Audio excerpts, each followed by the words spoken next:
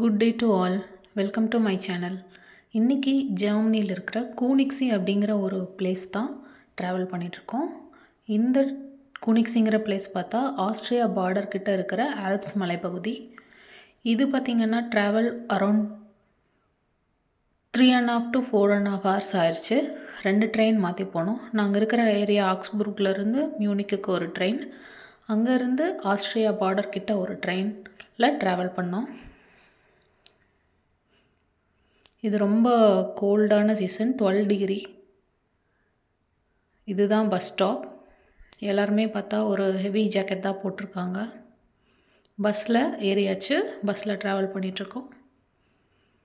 இது வந்து ஒரு ஹைவேஸ் மாதிரி ஒரு ரோடு, எப்போவுமே பிஸியான ஒரு ரோட்வேஸ்.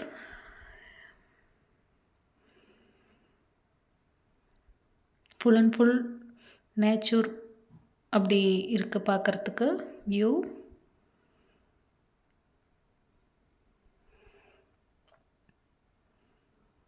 இது வந்து ஒரு வில்லேஜ் சைடு ஏரியா.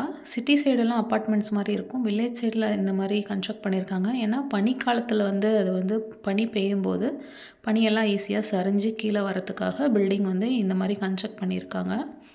ஸோ இது ஒரு அழகான வியூ. சுற்றி மலை, ரோடு, நடுவில் ஒரு வீடு, அழகாக இருக்குது, க்ரீனரியாக. லொக்கேஷன் ரீச் ஆயாச்சு. ஜெர்மனி ஃப்ளாக் வச்சுருக்காங்க மேலே. ஒருத்தராக வந்து உள்ளே போயிட்டு இருக்காங்க.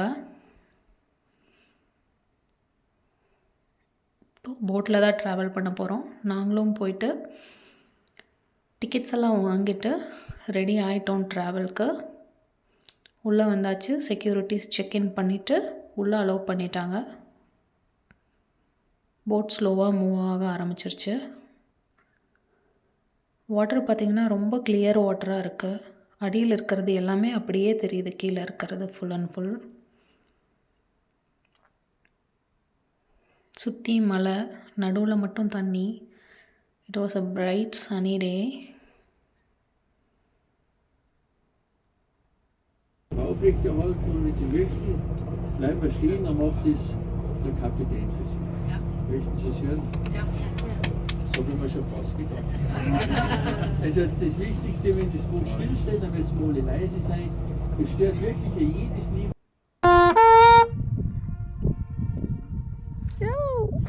Nice. Gefallen, oder? Ja.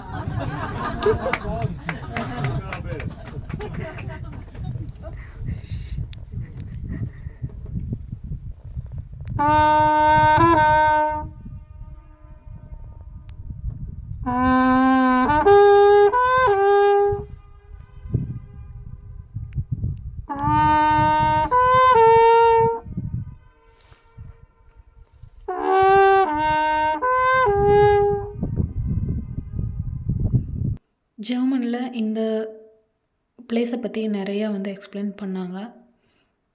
அதுக்கப்புறம் அவங்க வந்து ட்ரம்பட் வந்து ப்ளே பண்ணாங்க. இந்த மலையை சுற்றி அப்படியே சவுண்டு வந்து காதில் வந்து எக்ஸ்ட்ராக்ட் ஆகிற மாதிரி ஒரு சவுண்ட் நல்லா இருந்துச்சு கேட்குறதுக்கு.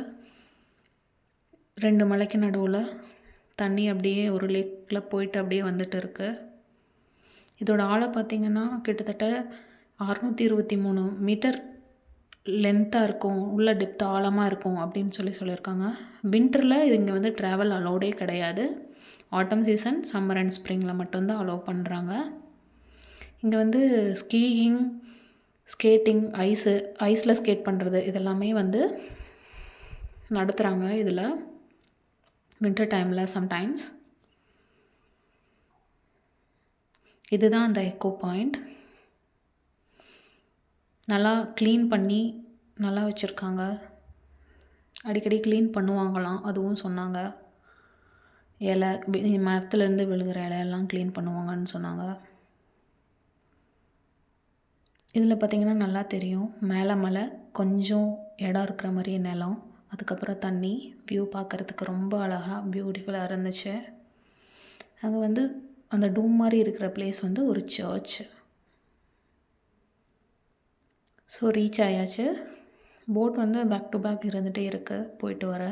ஸோ ரொம்ப நேரம் வெயிட் பண்ணணும் அப்படிங்கிற ஒரு தேவையில்லை, இமீடியட்டாக இருந்துச்சு. மார்னிங் 8 to ஈவினிங் 8 வரைக்கும் நம்ம வந்து போட் கிளம்பியாச்சு. இங்கே ஒரு பையன் ப்ரெட்டு போட்டுட்டு இருந்தான். ஸோ இங்கே இருந்த வாத்து வந்து பார்த்துட்டு வந்துருச்சு கிட்ட. இல்லை, நான் கொஞ்சம் லைட்டாக தப்பாக புரிஞ்சுக்கிட்டேன். ப்ரெட்டு போட்டால் சாப்பிடலாமான்னு கேட்டிருக்கேன், ப்ரெட்டுக்குள்ளே வச்சு சாப்பிடலாமான்னு கேட்கல.